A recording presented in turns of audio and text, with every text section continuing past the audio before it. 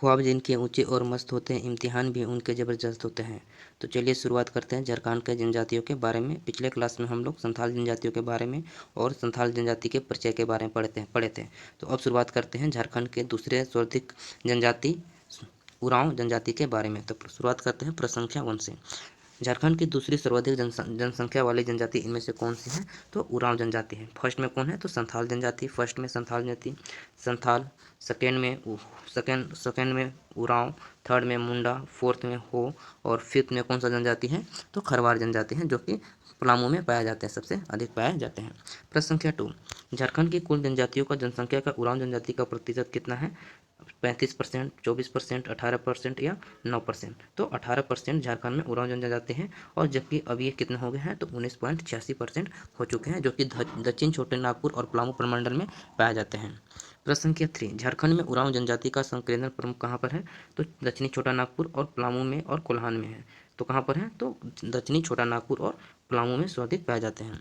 प्रश्न संख्या 4, ऐतिहासिक सच्चे के आधार पर उरांव जनजाति का मूल निवास स्थान कहाँ पर है? तो दक्कन का पठारी क्षेत्र। उरांव जनजाति का भाषा है तो कुड़ुक भाषा है। कौन सा है? तो उरांव उरांव क्या बोलते हैं? उरांव जो है स्वयं को कुड़ुक भाषा कहते हैं, जिसका शाब्दिक अर्थ होता है, कुड़ुक का शाब्दिक अर्थ होता है मनुष्य। क्या होता है? तो मनुष्य होता है। ये कई बार एग्जाम में पूछी जा चुकी है कि उरांव जनजाति को जो कुड़ुक भाषा, उसका शाब्दिक अर्थ क्या है? तो मनुष्य है। प्रश्न संख्या 6, शाब्दिक अर्थ के रूप से कुड़ुक भाषा का अर्थ होता है मनुष्य होता है। कुड़ुक भाषा का संबंध इनमें से किस भाषा समूह से है? तो द्रविड़ भाषा से है। ठीक है। संथाल कौन सा भाषा से था? तो प्रोटो ऑस्ट्रोलोडिक भाषा से था, और यहाँ पर कुड़ुक जो है कौन सा भाषा था? तो द्रविड़ भाषा से है। प्रश्न संख्या 8, प्रजातीय विशेषताओं के आधार पर उरांव जनजाति का संबंध है द्रविड़ समूह से। कि कौन सा समूह से है? तो द्रविड़ समूह से है। प्रश्न संख्या 9, उरांव जनजाति कथनमान है उरांव जनजाति झारखंड की सबसे विकसित जनजाति है। कारण उरांव जनजाति झारखंड का सबसे शिक्षित और जागरूक जनजाति है। कथन और कारण दोनों सही है, तथा कथन कारण की व्याख्या भी करती है। तो यहाँ पर जो है कि कथन और कारण दोनों सही हैं कि झारखंड उरांव जनजाति जो है झारखंड की सबसे विकसित जनजाति है। ये माने जाते हैं झारखंड के सबसे विकसित जनजाति, और झारखंड के सबसे शिक्षित और जागरूक जनजाति भी कहे जाते हैं, जो पिछले एग्जाम में पूछा गया। ये सवाल है कि झारखंड के सबसे विकसित और सबसे शिक्षित जागरूक जनजाति कौन सी है? तो उरांव जनजाति है। प्रश्न संख्या 10, उरांव जनजाति का प्रथम वैज्ञानिक अध्ययन इनमें से किसने किया था? शरणचंद्र राय ने किया था। शरणचंद्र राय ने किया था। उरांव जनजाति के संबंध में इनमें से कौन सा कथन सत्य है? उरांव जनजाति में गोदान की प्रथा है, प्रचलित है। इस जनजाति के महिलाएं के गोदान को अधिक महत्व देती है। तो दोनों कथन सत्य है। दोनों कथन सत्य है कि उरांव जनजाति गोदान की प्रथा प्रचलित है, और इस जनजाति में महिला गोदान को अधिक महत्व देती है। दोनों कथन सही है। प्रश्न संख्या 12, उरांव जनजाति के संबंध में कौन सा कथन सत्य है? तो उरांव जनजाति में समगोत्रीय विवाह का निषेध होता है। उरांव जनजाति में सर्वाधिक प्रचलित विवाह आयोजित होता है। उरांव जनजाति विधवाओं को भी प्रचलन है। तो ऑप्शन डी इज करेक्ट। तीनों कथन सही हैं। प्रश्न संख्या 13, उरांव जनजाति में प्रचलित किस विवाह में भाई वर कुछ समय तक भावी वधु के परिवार की सेवा करता है? तो सेवा का विवाह बोलते हैं। कौन सा विवाह बोलते हैं उसे? तो सेवा विवाह बोलते हैं। प्रश्न संख्या 14, उरांव जनजाति में आपस में नाता स्थापित करते हैं तो सैया का चुनाव किया जाता है। तो सैयारा कहा जाता है। उरांव जनजाति में आपसी मित्रता के दौरान बने लड़कियों को मित्र को कहा जाता है गोया करमडार। क्या कहा जाता है? गोया करमडार कहा जाता है। प्रश्न संख्या 16, उरांव जनजाति में आपसी मित्रता के दौरान बने लड़कों को मित्र को कहा जाता है लार या संगी कहा जाता है। लार या संगी कहा जाता है। उरांव जनजाति में दो मित्र की पत्नियां आपस में एक दूसरे को किस नाम से बुलाती हैं? तो लारिन या संगिनी से बुलाती है। लारिन या संगिनी से बुलाती है। जब दो मित्र की पत्नी आपस में एक दूसरे को मित्र के नाम से बुलाती है तब। झारखंड के उरांव जनजाति के बारे में निम्न में से कौन सा कथन सत्य नहीं है? इस जनजाति में एक ही गांव के लड़का लड़की का विवाह नहीं किया जा सकता है। इस जनजाति में परिवार की संपत्ति पर केवल पुरुषों का अधिकार होता है। जो कि यह दोनों कथन क्या है? असत्य है। क्या है? दोनों कथन असत्य है। क्या है? सत्य नहीं है दोनों कथन। प्रश्न संख्या 19, उरांव जनजाति के युवा गृह को इनमें से किस नाम से जाना जाता है? तो घुमकुड़िया के नाम से जाना जाता है। ये सवाल बहुत ही महत्वपूर्ण है, ध्यान दीजिएगा कि उरांव जनजाति के युवा गृह को क्या कहा जाता है? घुमकुड़िया कहा जाता है। और संथाल जनजाति में युवा गृह को क्या कहा जाता है? तो घोटुल कहा जाता है। क्या किया जाता है? घोटुल। पिछले क्लास में लोग पढ़े थे संथाल जनजाति में युवा गृह को क्या कहा जाता है? तो घोटुल कहा जाता है। प्रश्न संख्या 20, उरांव जनजाति में प्रचलित अखाड़ा को नाच का मैदान कहा जाता है। नाच का मकान अखाड़ा को कहा जाता है। उरांव जनजाति में पंचायत को कहा जाता है पंचोर। क्या कहा जाता है? पंचोर कहा जाता है पंचायत को। उरांव जनजाति में पुरुषों के द्वारा त्योहार के समय रहना जाने वाला वस्त्र कहलाता है केरवा। क्या कहा जाता है? केरवा, केरिया कहा जाता है। प्रश्न संख्या 23, उरांव जनजाति में महिलाओं के द्वारा त्योहार के समय में पहना जाने वाला वस्त्र कहलाता है खनरिया। क्या कहा जाता है? तो खनरिया कहा जाता है।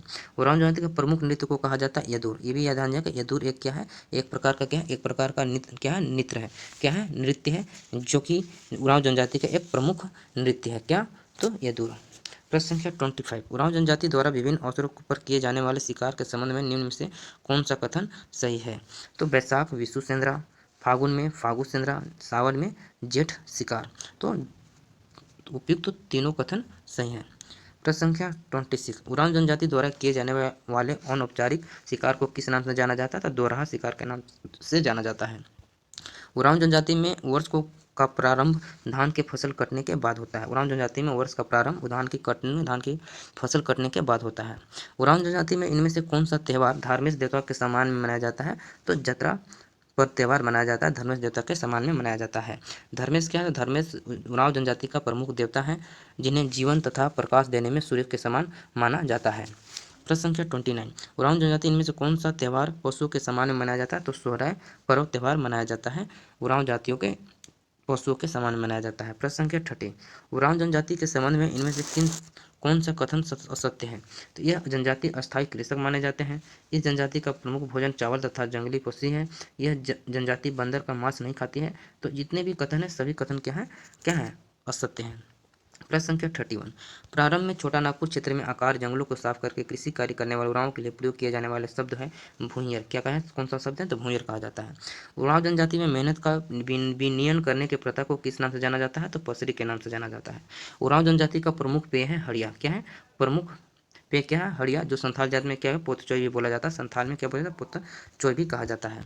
प्रश्न संख्या 34, निम्न में से कौन सा उरांव जनजाति का प्रमुख देवता है? तो धर्मेश। अभी बताएं कि धर्मेश जो है उरांव जनजाति का प्रमुख देवता है। प्रश्न संख्या 35, उरांव जनजाति के देवता धर्मेश की तुलना निम्न में से किस से की जाती है? तो सूर्य से की जाती है। किससे? तो सूर्य से की जाती है। मरांग बुरु क्या है? तो मरांग बुरु क्या है? पहाड़ देवता है। क्या है? पहाड़ देवता है।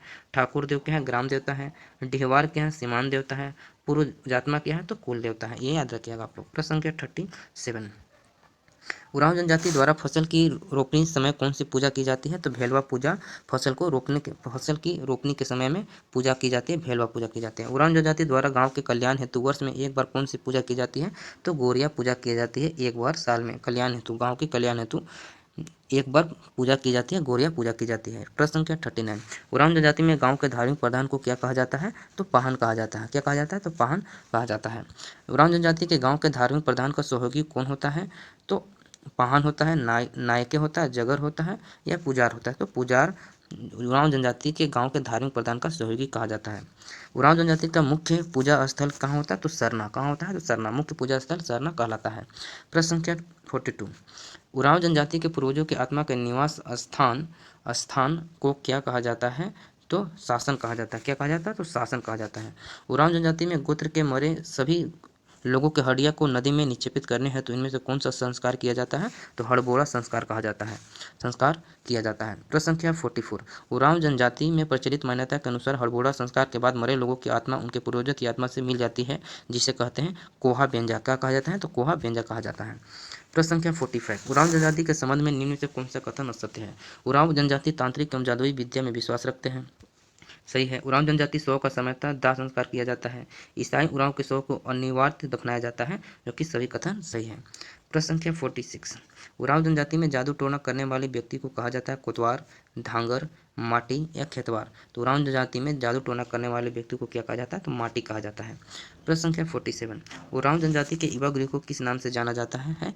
तो घुमकुड़िया के नाम से जाना जाता है। उरांव जनजाति में किस नाम जाता है? तो घुमकुड़िया के नाम से जाना जाता है।